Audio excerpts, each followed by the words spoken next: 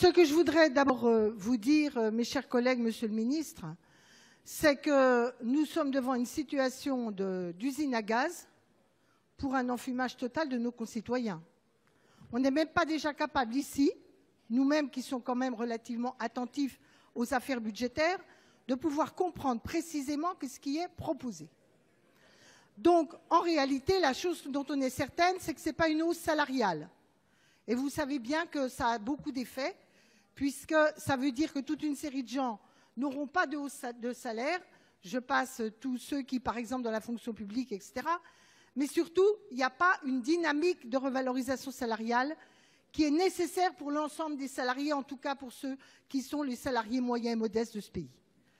Deuxième chose, c'est que la prime d'activité, c'est une prime qui est calculée, on le sait, au regard des 2 salaires dans la famille et qui compte les allocations logement, toute une série d'aides.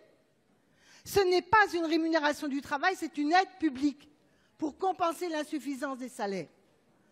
Et je ne crois pas que les Français attendent aujourd'hui une aide publique payée en vidant les caisses de la sécurité sociale pour se substituer à une nécessaire revalorisation de leur salaire. La deuxième chose, c'est que la prime d'activité, il faut la demander. Il faut la demander. Et il faut tous les 3 mois remplir des papiers pour savoir si elle est maintenue.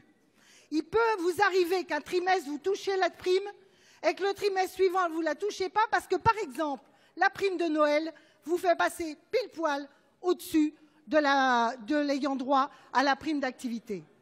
C'est une logique, c'est une bureaucratie phénoménale.